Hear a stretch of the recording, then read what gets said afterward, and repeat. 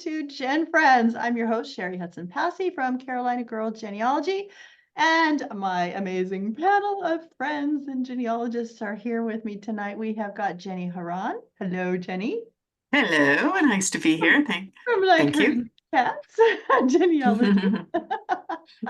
Go ahead, Jenny. I'm sorry, were you gonna say something? No, I was just gonna say hey there. Hence, we are here and we are happy to be here. We've got Melissa Parker, our archive lady. Hey, Hello, Melissa. everybody. So glad to be here. Yeah, I'm glad you're here too. And last but not least, up in my corner up here, I don't know where she is on her screen, but if that's where you are, okay, is Laura Hedgecock from Treasure Chest of Memories. Hey, Laura. Hey guys. Glad everybody's here. We are going to talk about our impressions of episode 4 of Finding Your Roots. And I know that there was a find for Sammy Hagar that Jenny knows a lot about and could connect with him. And that was finding out that he had a NPR in his family tree. And for those people, I know that when we talk about that, people will say, what does that even mean? You know, can you explain that, Jenny? What does it mean? So it's NPE. Yeah, NPE. NPE, yeah. Yeah, NPE is a non. It can be two things. People identify as a non-parent expected, or it's also known as a non-paternal event. And so, of course, my ears perked right up when I was listening to this story because it was, not to jump ahead too much, but I mean, since you asked, yeah, I figured I might as well start about it with somebody on the panel has a kind of connection to that type of story. Well, in my case, I found out that my dad, who raised me, was not my biological father, so I identify as an NPE. And Sammy Hagar found on his paternal side, his his second great grandfather was an NPE, and they found it out through a DNA test, as we all do. And here's what I took away from those moments was, Sammy Hagar had a pretty tough life. I mean, his father was an alcoholic and abusive and everything. But he pegged himself as an eternal optimist. He has a very, very contagious, optimistic personality. And so when I heard, when they gave him that, so you're really not a Hagar, I was like, oh, this is going to go well, actually, because this guy is such a half glass full and life is wonderful kind of thing. And it was really very, it really spoke to me because even though I don't share all those same feelings, it was so nice to see that you could tell at first he was a little shook. I mean, you could tell in his, he was just a little bit thrown off, but he kind of bounced right back and just said, hey, this is going to take a minute. And just a side note, I happened to see him on TikTok like the next day after it aired. And he was just cool as could be. And he's like, hey, he goes, you know what? It's a name is just a name. And, and people in my industry change their names all the time. And he had such a good attitude about it and such a healthy attitude. And I think that comes from the resilience of what he grew up with. You had to make the best out of the situation. And so I loved those scenes when they were telling him the information, and he just embraced it. Oh, I'm a Belcher. I'm not a Hagar, and he saw the science behind it, and he was like, oh, I'm so glad you told me this, because he had a lot more depth than I thought. I mean, I must say I've been to a couple of Van Halen concerts. So I'm pretty sure, because my husband was a big rocker during the 80s and 90s especially, I'm pretty sure that I saw him in concert and didn't feel one way or another about him. But I just really, really was admired, his his attitude about Mhm. something that could be, would he have felt different if it was his father? I don't know, because that's a Right. complicated relationship, being that his father Exactly. was an alcoholic and, Yeah. and beat his mother. And Right. so this was kind of a, but he seemed to embrace it. And I don't know. So I just felt I was really happy that he could represent that for some people that feel that Mhm. way, because not Yeah. all NPEs, there's a lot of really great stories. Yeah. And I was really glad that they highlighted that, in this case, because he really showed that in his personality that, Right. it's okay. And I can be okay with that. So, Yeah. And Okay. go ahead, Laura. I have a question and a comment. So my question is technical because what they did was they said, so I think it was, they showed him the results and he's like, your Y DNA test. And they didn't show which one of the tests that they ran, how sensitive, but it's like, we came up with no Hagars. Like Yeah. this should be only Hagars. And we came up with 27 Belchers. So I got that, but then they said, so we basically said it could have been anywhere from your father to your grandfather to your great grandfather Mhm. on back, but we think it's this generation. Mhm. And I don't know if it's because the paper trail kind of matched that because he wasn't living, like I would have loved to know why that, right, right. why that. I agree. But I know they don't Jenny, have do you think it's because of the amount of centimorgans and the amount of how close the matches were? Do you think that That might was why? that was my immediate thinking, was there must have been, I wish they had explained it, like Laura just said. I wish they had Right. explained Yeah. why, besides the fact that in the census, that they weren't, the great grandparents weren't living together, second great grandparents weren't living Yeah. together. Yes. Yeah, so I agree, Laura. wish they had Yeah. explained that. Yeah. Right. And then they said so they identified his third great grandfather, like this is definitely the Belcher. Yeah. And I wondered if, kind of what you said, Jenny, if, oh, that's someone that's in the past. This isn't someone that's going to change anything day to day. Right. Versus, Right. like you said, finding out your father, or maybe because too, he had these ambivalent feelings about his father anyway. Yeah. Yeah. That he's Yeah. like, well, this might be a better. Yeah. This might be better. This might be So a I better thought life. that was really interesting, but I wondered how much, Dr. Gates prepped him before we saw that on film. Yeah. Yeah. Because I don't think at all. He looked like he was a little bit thrown. I mean, Yeah. Yeah. I thought so. I often wondered Interesting. about the famous people, Uh-huh. that find out that their last name is not really their last name. So now they have a stage name, That was you know, there you go. because, they've made their money on their name, Right. On their name. their talent, Exactly. obviously, but on their Sure. name. And so it always runs through my mind. I think, oh, you're not really that name. Well, it So, was but- interesting because the thing that threw them off was the fact that those grandparents, great grandparents, weren't living together at a time in Virginia where they said, people just didn't get divorced. Well, no, they did what they just did. They went ahead and lived with somebody else. He went back to his mother, and then the wife was living there with all the children. But that's just what people did. There were no divorces. They said like 1% of people got divorces because they couldn't get them in the courts. It wasn't because they didn't want it. It wasn't because people didn't get divorced back then. It's because they couldn't legally get the divorce. And so that's what they did. They just is that a Virginia lived law apart. or something? Because the reason I'm asking that is because here in my county, we have a lot of divorces, even going back to, early 1800s, early 1900s. Yeah. And so I'm just wondering if if it was easier to get a divorce in Tennessee or something. Well, definitely what we're finding out in South Carolina, it wasn't legal till 1949. Yeah. The first divorces were in 1950. So exactly. Now, at some time periods in South Carolina, earlier time periods, you could for specific reasons, but just regular, normal, everyday, we're getting divorced, you just couldn't do it. And so a lot of states were like that, and people didn't have the money to go to court.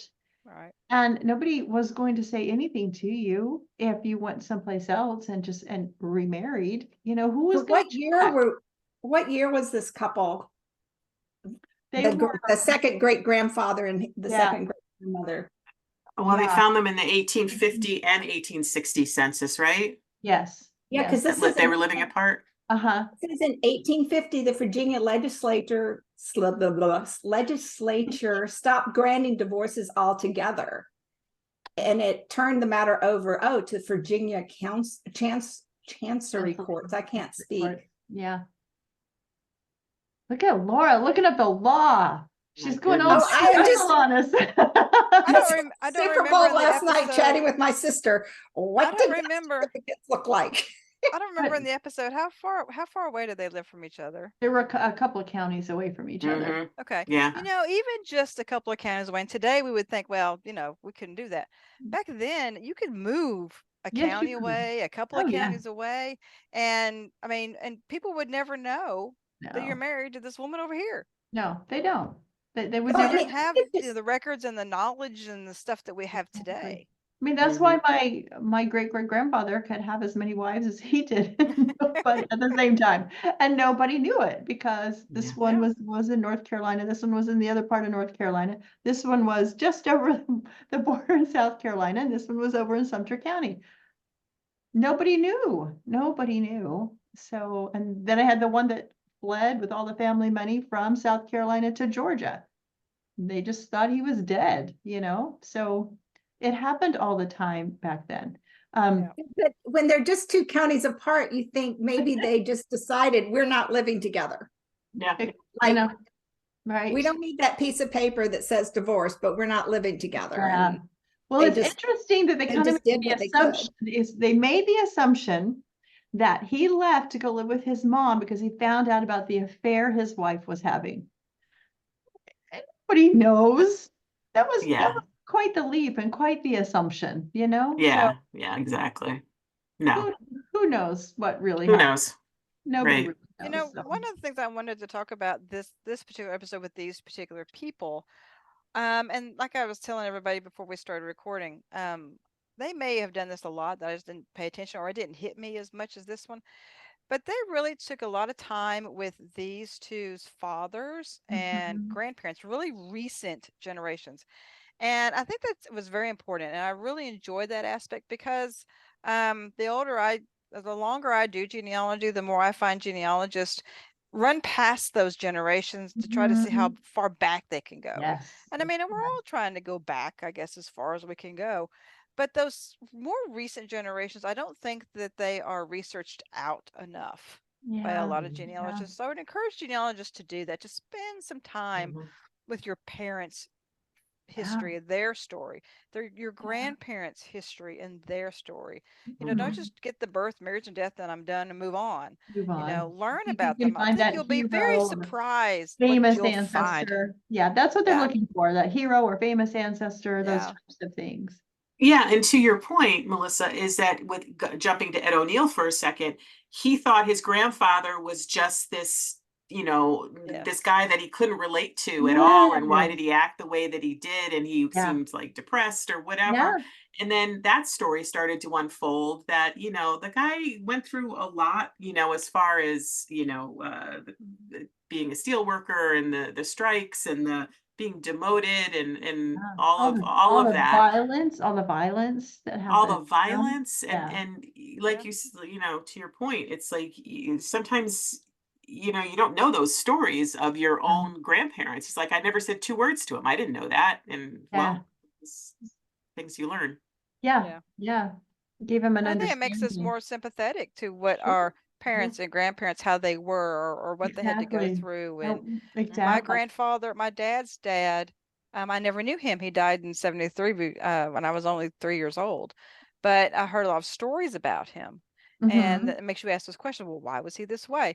His father died when he was 9 in a tragic elevator accident. And his mother upended the family and moved to a different state and opened a boarding house. I could just imagine all of these for a 9-year-old. Yeah. And then my mother's father, he was a very quiet, loving man, great, but he was just very quiet. He never spoke that much. But I dug up, and the fact that my mother didn't even know this, he accidentally shot and killed his brother when they were teenagers. Oh, God. When they were out hunting.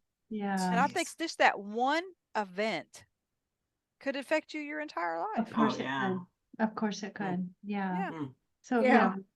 I think learning about your family's stories helps you to understand so much about who you are and maybe why you think the way you do, or why you do, choose the choices that you make and things like that, or why you have the little quirks that you have, right? We've all got little quirks. So sometimes learning about this helps us to understand.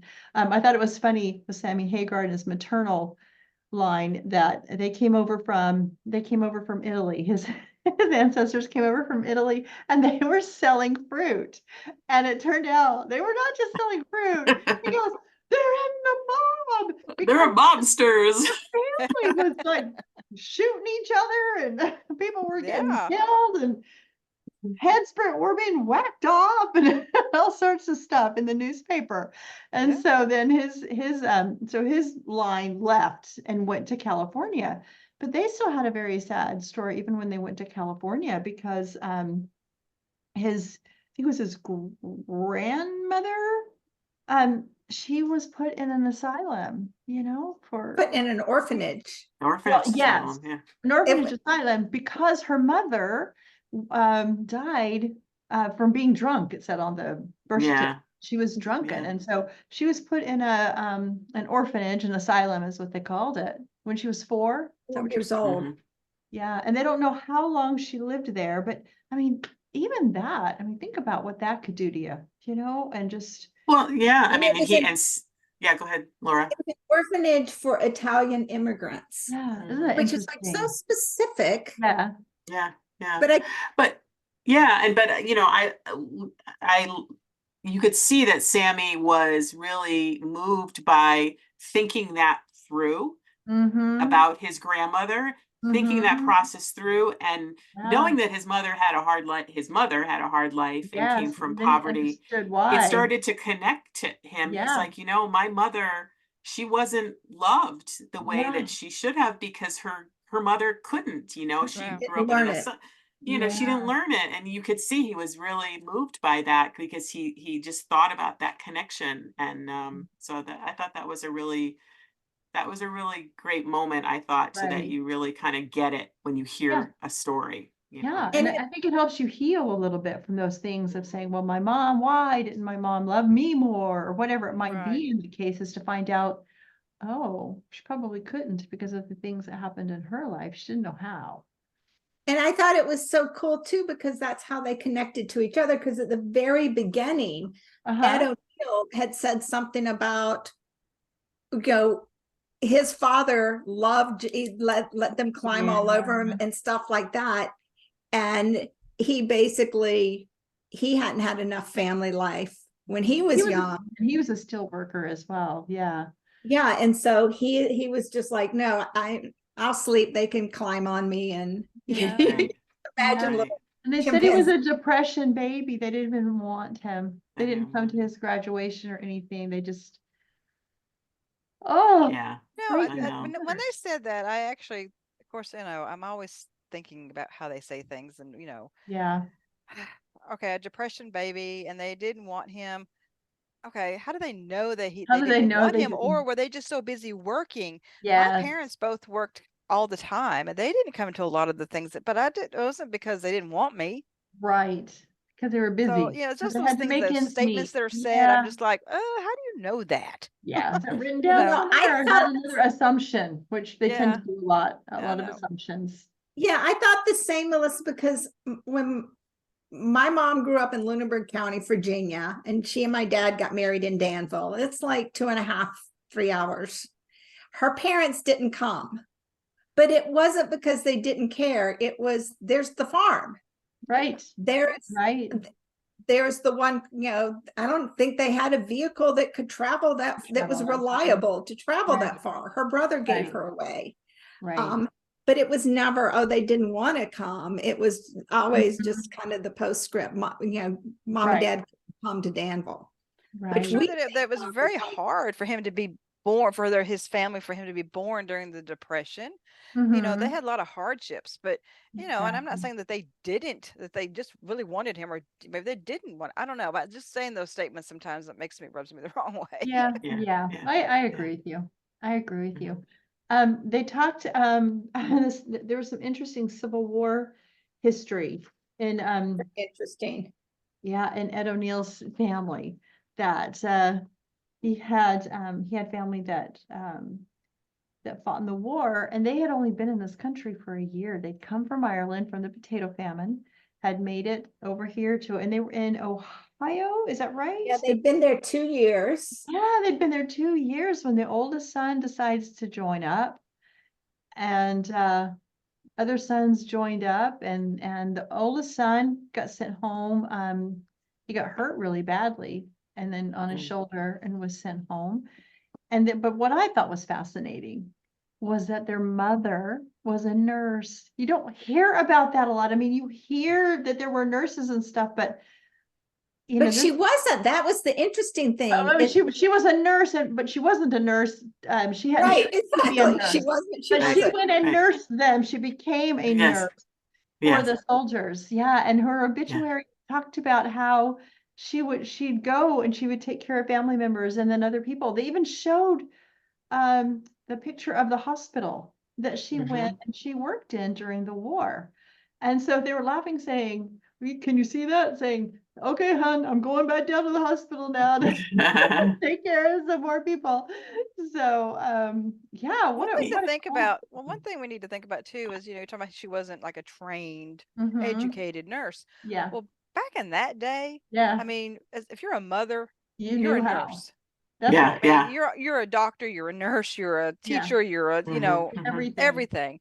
And so you had to know how to do so much nursing anyway in your own family. So to go and do what she was doing now, I'm sure she encountered a lot of things she'd never seen before. Yeah. Right. But you know, there was a lot of women, and we know this, there was a lot of women that were at all the different battles and wars and things that were not talked about during the Revolutionary War, the Civil War, that went and, you know, followed with their husbands, just traveled with their husbands to be with them, you know, or went to be nurses. And so, I mean, I think a lot of it is because, I don't know about you, if I was at home and my husband was off to war, my sons were off to war, I mean, I'm like, okay, I'm going too.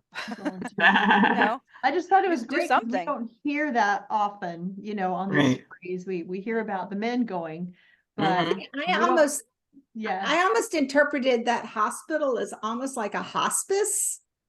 Maybe. Like there wasn't a lot of hope. I mean, they were either going to get well or they weren't.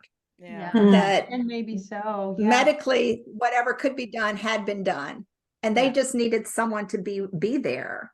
I thought it was interesting. They were reading. They didn't show what they were reading from, but it almost sounded like maybe a history of that hospital and the time during the war. Right. Reading from a book, but they didn't show what book that was. They did show muster rolls for all of them, you know, going in and serving, and but they didn't. I don't know where the information from the hospital came from, but I do know if you do find that you had ancestors, if you find them serving in a war, especially Civil War with the muster rolls, they'll put on there a lot of times what hospital they were sent to, and then you can go look up those hospitals and a lot of times find out why they were there, how long they were there, what was going on there, and find some really great information. Laura? Yeah, they had some kind of a document that was just shown really briefly, and it had her name and it said matron, which would have been nurse or whatever back then. But I wasn't sure what that was. Yeah. Was that like an employment record or something like that? Yeah, probably just some record from the hospital. That's because they didn't really clarify what that was. They used some census records and some newspaper records, but sometimes they will start telling the story and say, like with the census records, you'll start with, and you know, this time period they were living here. They don't really show they're getting it from the census record. I'm like, tell me what census you're getting it from, what county, what, you know, I want to know the information so that people can know how they're getting this information and how they can find their own story. So yeah, I mean, I know that they're trying to be entertaining and they're trying to create something that we want to, you know, that we're getting into the story, But I think it helps a lot when they actually show what kind of documents they're using to help people understand how they can find their family, you know?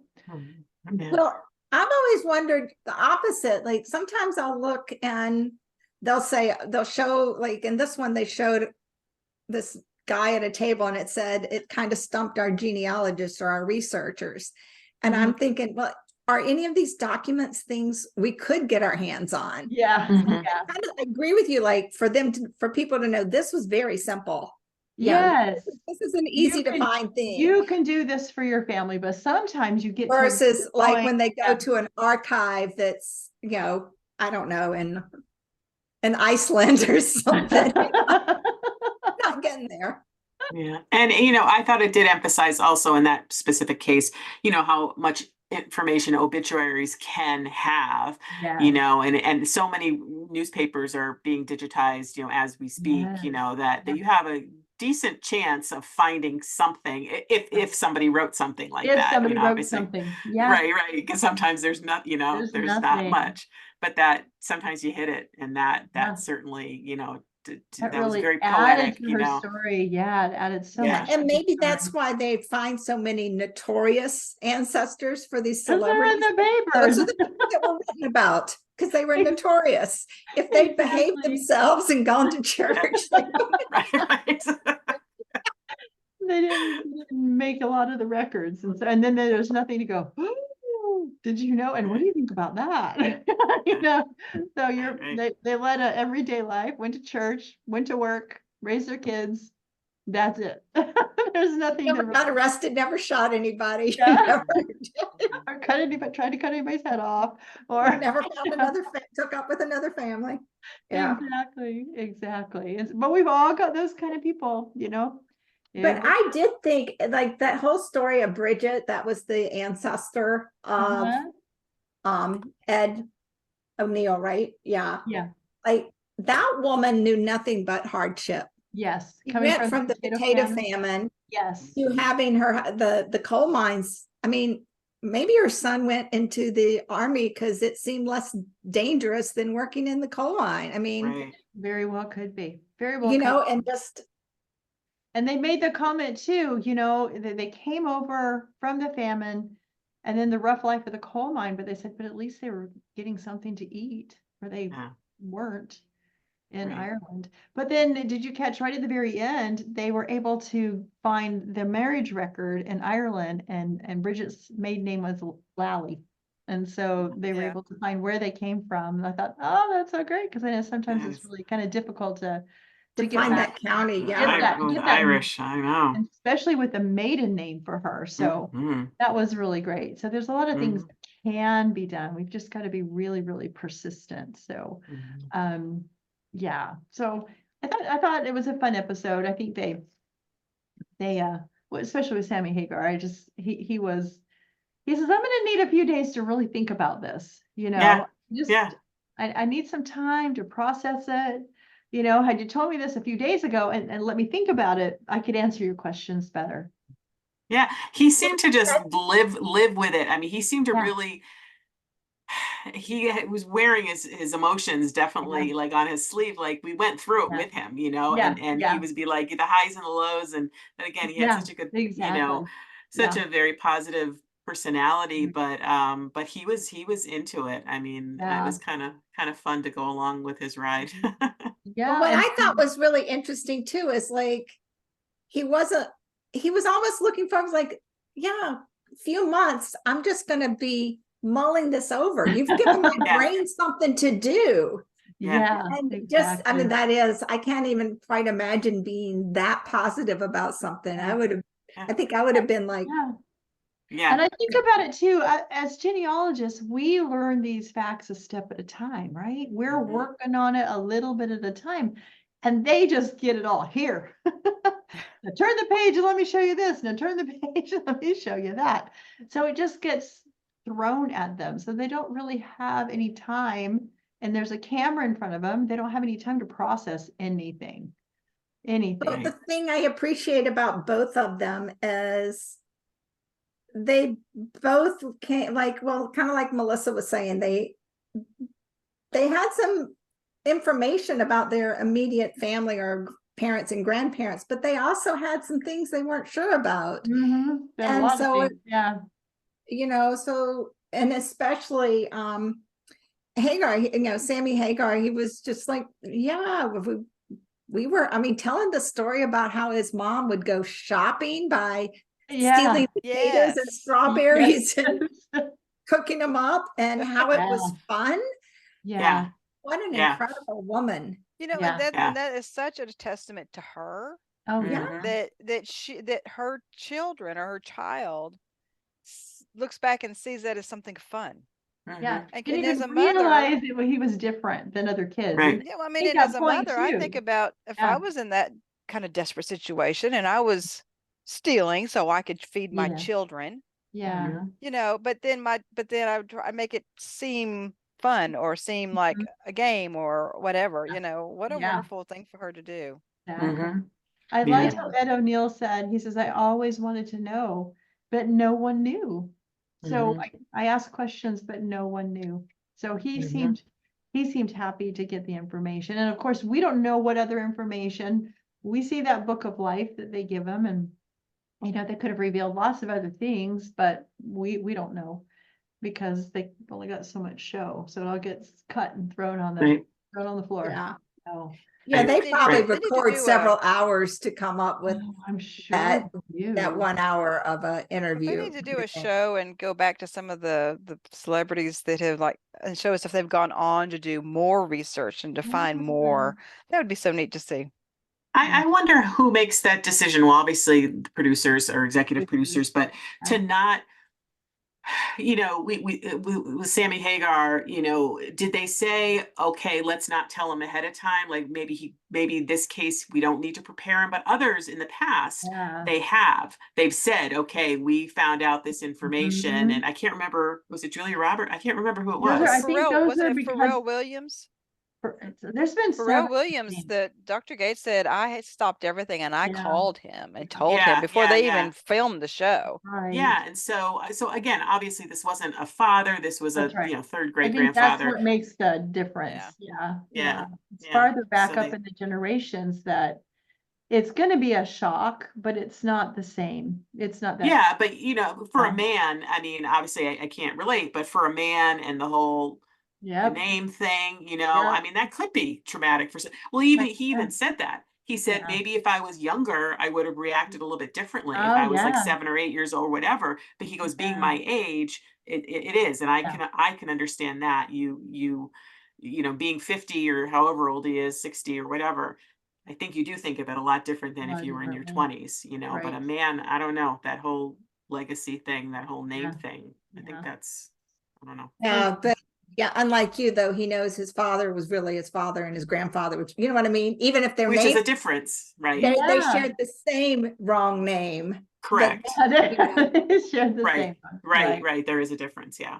But I know someone, I think it was her grandfather. They found out because she always thought she was 50% Irish and 50% Italian, Sicilian. And they're on all these DNA tests, they're seeing all this French stuff. And they figured out that her grandfather was actually adopted. And so she's like, wait, I shouldn't have this name. I should, you know, because it was the direct line, you know, with her surname. Right. And she's like, she keeps telling her brother, you know, you're not who you say you are. Like, yes, you are. It's just a name. It's a name. You're still the same person, but I know it's got to. Yeah, I think everybody's just different in how they process it, you know? Exactly. And different in what the name means to them. Right. Sure. I think so too. Right. And how, definitely. Yeah. And it depends, you know. But I thought it was interesting that it was a woman reacting this way because we get used to giving up our name, but we still hold it dear. Yeah, you're right. That's right. That's true. Yeah. Well, was there anything else from this episode that we didn't talk about or that you wanted to bring up that I didn't mention? I think we covered most of it. No, I just thought it was, I mean, I enjoyed the episode just because it's always interesting to see, people come from, neither one of them had a background to be who they are. At O'Neill, there was no actors, there was no, and same with Sammy Hagar. I mean, that's always, going back to what you said, Cheri, before, it is entertainment. And so that's always kind of like the story behind the story is like, here they came up and invented themselves to be something that. I remember that's what they said. They said they reinvented themselves. They say yes, they were self-creations. Yeah, and that's. And I was wondering if we were going to find out there was an ancestor who could sing and an ancestor. Yeah, but we didn't, or they didn't show it anyway. That's really fine with me, because I think all of us, even though there may be music in our line or whatever, we all are self-creations. And so that was good. That was good entertainment. That was good. No, I enjoyed the episode. Yeah. I think so too. Well, you let us know how you felt about this episode and answer any questions if we asked and we didn't know. That's great. We always love it when our viewers leave comments and say, oh no, this is what happened, and that's really kind of fun. So anyway, I'd like to know how people feel connected to their name too. Like, how would they feel? Like Jenny said, we're all different. How would you feel if your maiden name or your married, if that's not really your name, how would that? How does that affect you? Yeah, that'd be great to hear. So thank you for watching, and thank y'all for being here on the panel and talking over the show with us. And it's good to have you here and watching the show and talking about it and seeing what we can learn and see what we can share about it. So anyway, with that, we will see you next time on GenFriends. Bye, everybody. Bye. Bye.